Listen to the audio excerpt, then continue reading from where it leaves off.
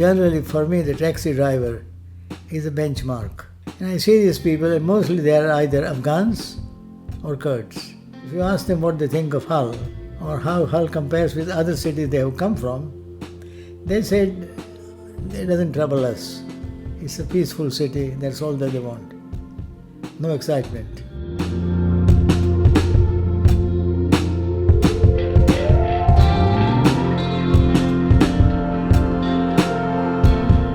Lord Parekh, who left India to study in the UK in 1959, reflects on the benefits of multiculturalism.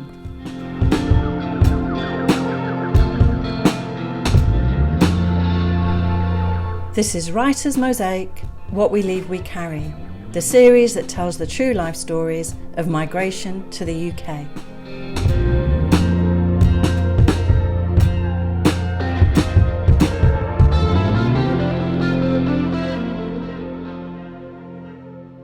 I left India by boat called Lloyd Trieste, and it took us 14 days from Mumbai to Italy, where the boat was going to Italy. From there we took a train to London. I came in 1959 to study philosophy at the London School of Economics. When we came to London, in those days, when Indian students, when they were coming to Britain, could write to the Indian High Commission asking him to reserve a room for them in any lodging house. So I had written to India House, and India House had booked a room for me in a hotel for the night, for a couple of nights. I stayed the first night there and found it so expensive. It was 1 guinea a night, which is 21 pounds. I couldn't afford it. So I was talking in the morning with other people who were in a similar position in the same hotel, who had also been put up in the same hotel, which is in Russell Square, opposite Russell Square station. So they all said, look, there's a cheaper place you can go. One Mr. Banarasi. Why don't you phone him? He might give you a room. Can he? How much does he charge? Oh, he can charge, he can give you free. No, nobody gives free. Anyway, so I phoned Banarasi. I said, Panditji, I want to come and see you. He said, all right, come this evening at 7 o'clock. So I went there, and there was Panditji eating his apple quietly, and looked at me when I walked in. He said, pointed his finger to the chair and said, sit there. So I sit there. Then he turned his head to me and said, what do you want? I said, Panditji, I want a room. He said, all right. How big? Who else is there staying with you? And I said, Panditji, my wife is with me, and there'll be 2 of us, and I'm a PhD student, and told him all the big things that I thought might impress him. And he said, well, I don't know what PhD and all that means, but I used to have Krishna Menon staying in this place. I said, that's Krishna Menon, India's High Commissioner. He said, yes, but long before he became High Commissioner. He used to work here when he was fighting for India's independence. So that's that. Then he said, all right, I'll give you a room. Come and stay. When can you come? Well, as soon as possible. Tomorrow. Yes. So next day we went to Panditji's house, and the room was ours. And I shall never forget the sheer kindness and generosity of the man, revealed in 2 ways in particular. One, it was very cold when we came here, and we used to use electric heater, and the bill used to go quite high. And he says, you don't pay anything. Your electricity bill is my responsibility.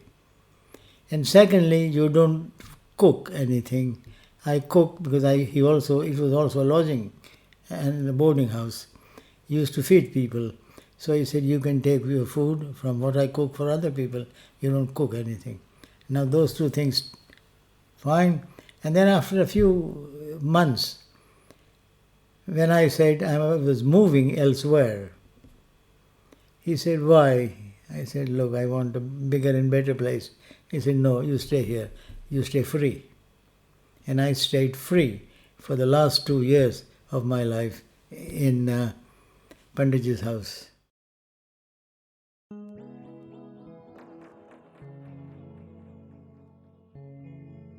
It is a huge house which he bought during the war. He said during the war, when bombs were falling over London, Londoners were selling their property and going away. He picked up at the time. That was one thing. And this house was then carved out into little rooms. So there was one single room which he gave us, and there was a bed and a cooking facility and all that. Toilet, same enclosure, had a toilet as well.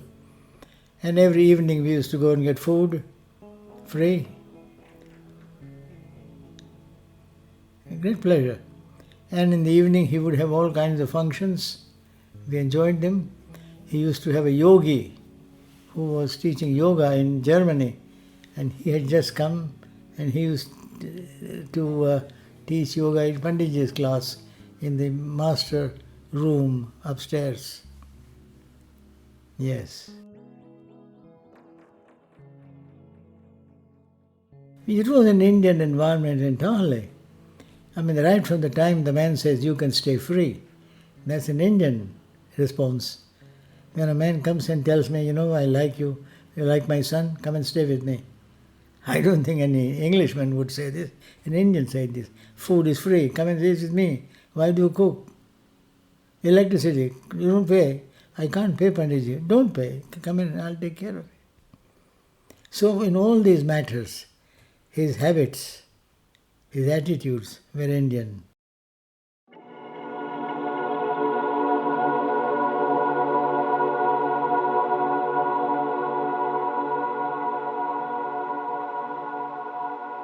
I've carried with me, and I'm going to carry it beyond my grave. Of course, we Indians don't have graves. We are cremated. But the point is, and the one that I'm going to persist throughout my life is the idea of multiculturalism or cultural plurality. That while I was in India, I saw different religious groups, different ethnic groups. How do they relate to each other? And you can do that in various ways. They hate each other, or they are indifferent to each other, or they might be particularly interested in what others are doing and learning something from them. And that was the third goal, was my goal. I wanted to learn from the Britishers, from the westernized Indians, and combine it with what I thought was valuable in the Indian way of life. That's what I meant by multiculturalism, and I finally wrote a big book published by Harvard University Press called Rethinking Multiculturalism, where my message simply is, wherever you are located culturally, it is possible for you to look back on your culture, critically tease out its sensible elements and combine them with those you find in others. That has been my philosophy of life, and that is the way of thinking that underpins all I write.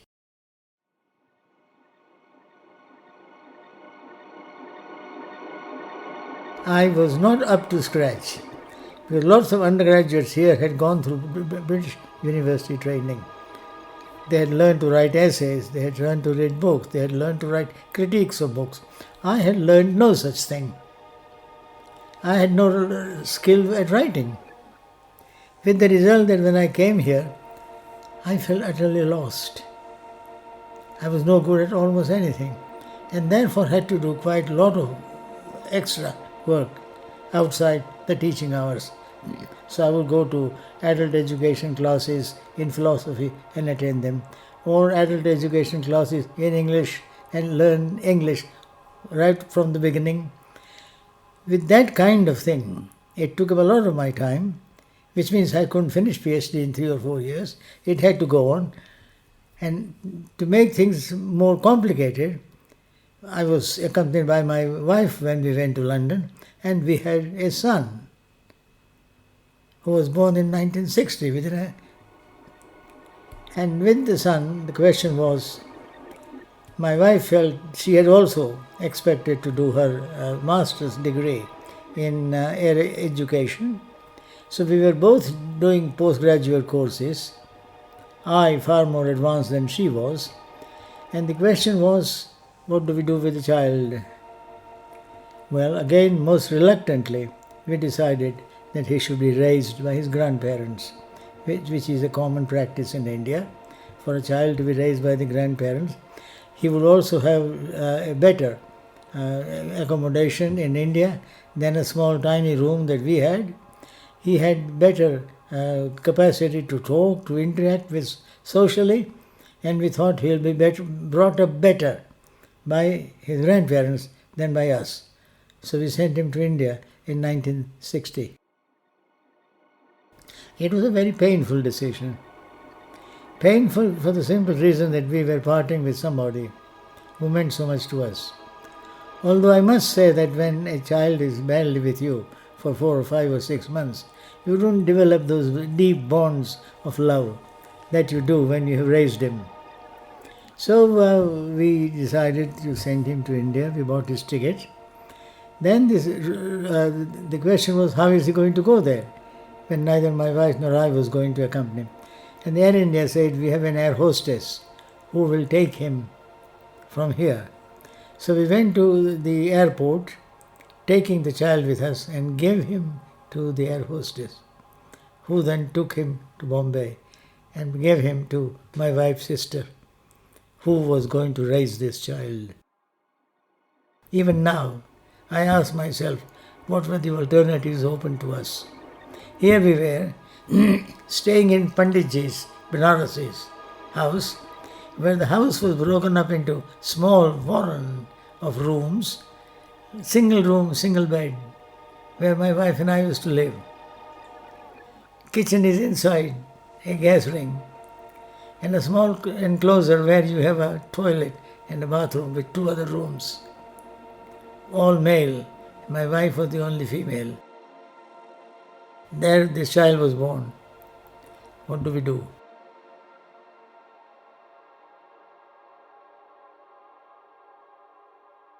Since 1960 we had sent him, and I was waiting for a day when we could bring him back. Now that day would come, and I defined the day objectively. A day when I had finished my PhD, when my wife had finished her MSc or whatever she wanted to do, when we were confident that we could trust the boy and with his grandparents. So when these 3 or 4 conditions were met, we wanted to go and bring him. So in 1965, I finished my PhD. I got a job as a university lecturer in Glasgow, 63, 64. So I had saved enough money to bring my son back to England. I finished a lot of other things that I wanted to do. So we went to India and we were able to bring him back and give him the kind of environment that we thought he deserved.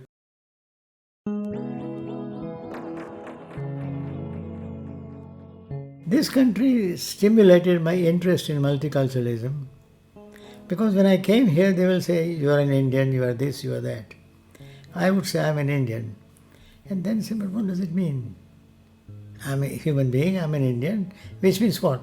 You have a different culture. All right. But is their culture inferior to yours? No. So why can't I lead a life compared to other students? Some students with me would withdraw into a ghetto. They will only mix with their own countrymen, Pakistani with Pakistani, and Bangladeshi with Bangladeshi. Some will go over and talk with the whites saying, look, these are the people I want to be accepted by. And they were very unsatisfactory because they will never be fully accepted. So both I saw suffer. Some in sheer desperation will withdraw, saying, I don't belong to the Indians only, I don't belong to the whites only, and I withdraw. They'll be lonely, miserable. I was not going to go that way. So what I did was, look, here I am an Indian. There are some things about my people that I like. There are other things I like about the Brits, which I wish I had. So I will borrow this from the Brits, the other thing from the Indian culture, and try to blend the two. Let's say when I talk about looking at the English culture, the English culture's advantages, strengths for me would be its individualism, its concern with some form of autonomy or self-sufficiency, keep one's promise. These are the virtues I find in the English way of life, rather poorly developed or not at all in the Indian way of life. Then I look at the Indian way of life and I find capacity for warmth, for affection, for sharing things with other people. And I say to myself, why can't I have these things, these qualities that Indians have? I don't want to give them up. I have come here to acquire something, not to give up something. So how do I combine the English virtues, which I appreciate, and reject English vices like women and other things? At the same time, the Indian virtues, warmth and all that, and reject slothfulness and laziness and tale-telling Indian vices. So there I was located at the cusp of both cultures, wanting to absorb something from each of them and gradually recreating myself. So the process of identity formation, self-creation, is to me what multiculturalism is about.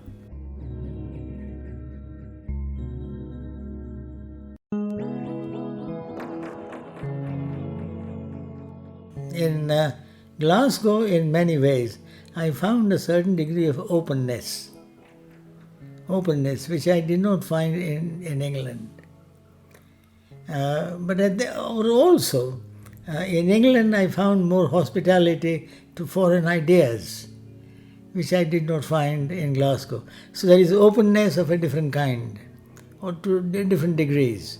Both societies are easily some of the finest societies in which I have lived. And Glaswegians, when they complain that the English are patronizing in their attitude to them, I think they are up to a point right. I mean, whenever I talk to my friends from Glasgow, and they will say, the English are all right, but they can never talk to us in a non-patronizing way. They always seem to be patronizing. We always feel they are obliging us. And I said, well, they might do this, but they don't mean it. And the answer is, no. They always want you to recognize that they are superior and you Scots are not. I said, maybe. So that kind of inattention remains.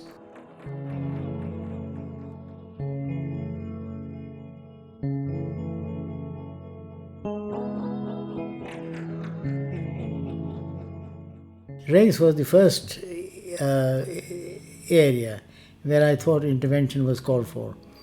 And I spoke from many platforms on many different occasions on why racism of any kind should be condemned and why multiracial society of a certain kind should be the aim.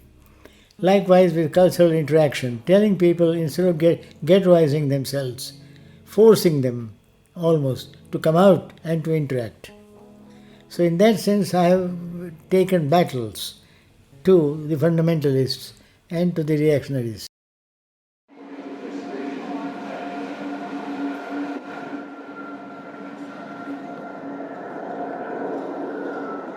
I was travelling by train from London, King's Cross, to Hull. The train was crowded.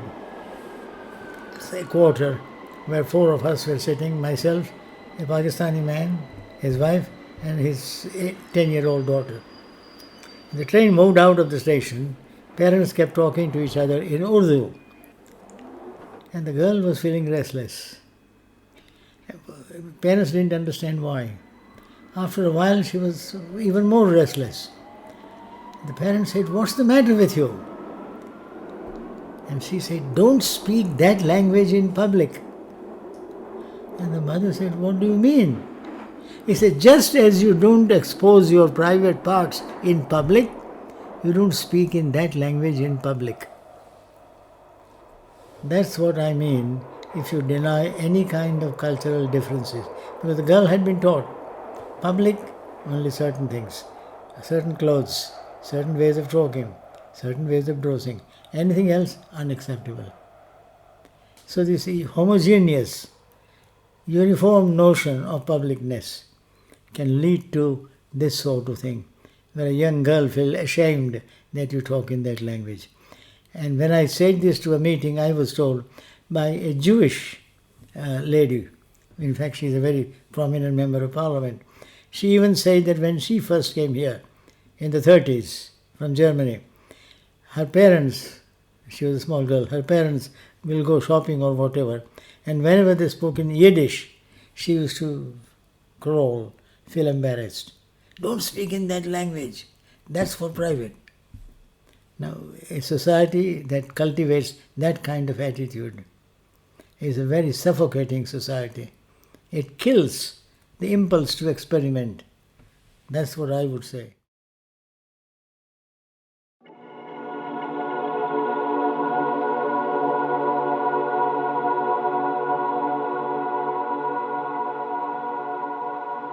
A Indian girl being told by her mother to marry a particular boy, and the woman says, no, I'm in love with somebody else. And the mother says, in love? What does it mean? There is no love, I'm talking about marriage. And she said, look, before I get married, let me see a bit of life. Let me live independently in a hall of residence. And the mother burst into tears, saying, you are leaving home. You are leaving home. You are deserting your family. And they came to me and said, what do we do, Professor? And I asked myself, what would I do? Parents want is simply asking the girl to come and spend a little time with them. Not simply, and eventually to marry if she were to find an Indian boy more congenial. If not, marry a white man, doesn't matter. But keep your mind open. The girl was not prepared to keep her mind open. What should I have done? I mean, there are countless situations in life where this sort of thing happens. Yes, take this man, a Pakistani gentleman, who wants to send a parcel of unauthorized drugs to his brother in another country. His daughter-in-law is going. So he's telling his daughter-in-law, take that parcel, give it to my brother when you go to Pakistan. And the daughter-in-law says, I'm sorry. If I'm caught? He said, no, you will not be caught. If you're caught, you will be protected. Yes, but who is going to protect me? Now, the matter comes to me as the chairman of CRE. The woman says, I can't carry this. The man says, but look, I'm her father-in-law. Father-in-law's advice must be taken. What should she do? Or a few years ago, when I was first deputy chair, a Muslim delegation came to see me. And they said, take us to the Home Office. Why? We want polygamy to be recognized. What do you mean? He said, they don't allow more than one wife. Whereas I have married two wives. I want to bring them. Why can't they? Take me to the Home Secretary. What should I do? No, I'm against it. Yes, you may be against it, but we are not talking about you. We are talking about us. We are for it. We have a right. What should I do? So there are cases like this, there are plenty of cases like this, where you have to do two things. Where the cases are extreme, you follow your own conscience. Where the cases are not extreme, something could be said on either side, then you might take a stand of a certain kind. So it's a question of judging the balance of probabilities, judging the balance of how heinous, unacceptable the action is.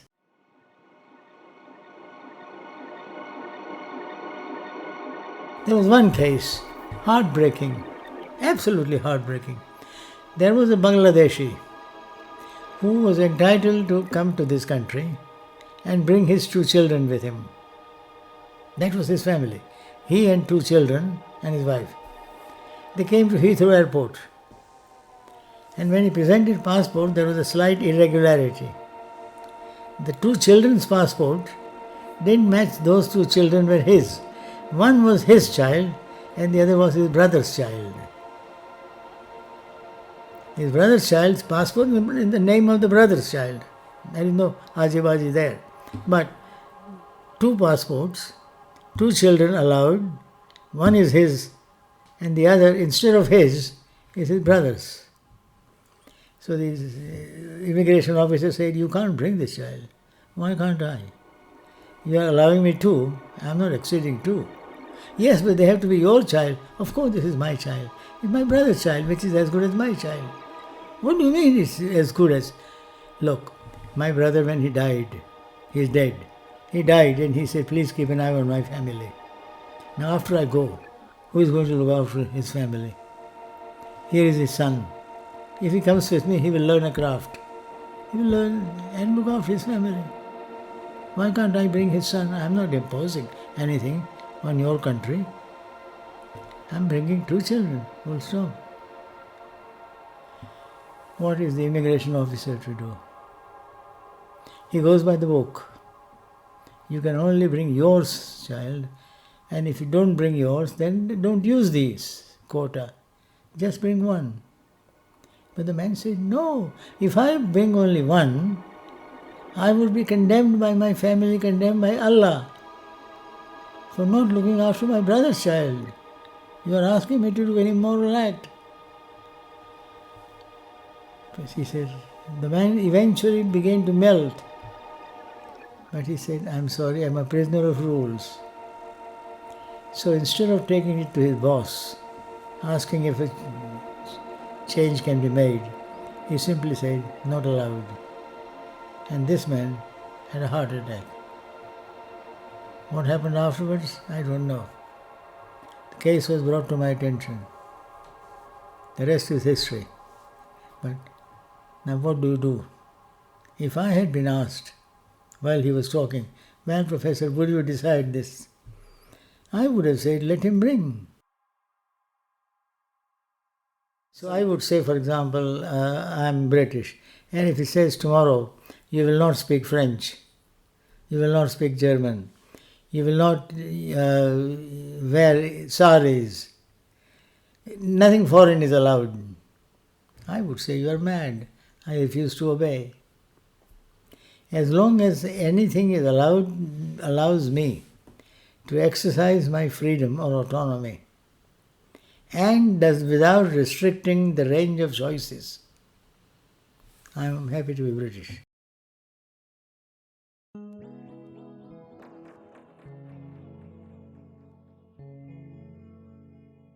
From India it was necessary to move because there were better pastures outside India. But if in 10 years' time India becomes the land of dream, where you can have all these fancy institutions, then you may not need to move. Just as British people are happy to be studying at Oxford, Cambridge, LSE, and they don't need to move, you don't need to move. But it becomes important, I think, to move simply because you get exposed to a different climate, different ways of thinking. So the globalizing world in which you are constantly on the move, not constantly on the move, but on the move from time to time, exposed to different currents of ideas. I think that's important.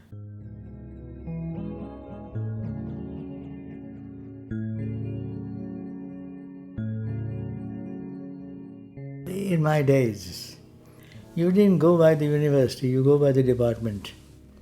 Which department had a better reputation? And in those days, Hull had a reputation as one of the best departments of political science in the country. So it was quite natural that I should want to apply. That's one thing. Secondly, Glasgow was a good department, but it was not a department of political science. It was a department of moral philosophy, of which politics was a part. So this was a proper politics department, and I applied to it and I came here. I think Hull as a city has a certain charm. It is a small city, badly hit during the war, very badly hit. Didn't fully recuperate after the war, so shows scars of war. But that also means that it is humble, There's a certain humility about the city. Unlike York, it doesn't flaunt its wealth. It doesn't flaunt its history. Subdued, humble, not showy. That's the kind of city it has. And that's what it has remained. That's what I like. It had 2 or 3 communities in large numbers. It had Jewish community, fairly large. It had Polish community. Even now, about 20% of the population is Polish. That's all, really. That's all. During my time that I have been here, other communities have been added. For example, Afghans, Kurds. These communities were their asylum seekers. The council was very generous, Hull Council, in terms of giving room for asylum seekers. So it had people from Afghanistan and Kurdistan in quite a large area, which is why there were riots there. So in that sense it has become multicultural, although there are multicultural in a very small kind of way. About 25% population will be non-British or non-white British or non-British British. Generally for me the taxi driver is a benchmark. Because I take taxi twice a day, going to station, coming back. And I see these people, and mostly they are either Afghans or Kurds. And if you ask them, they will talk about their families and all that. But if you ask them what they think of Hull, or how Hull compares with other cities they have come from, they said it doesn't trouble us. It's a peaceful city, that's all that they want. No excitement. That's what I would say.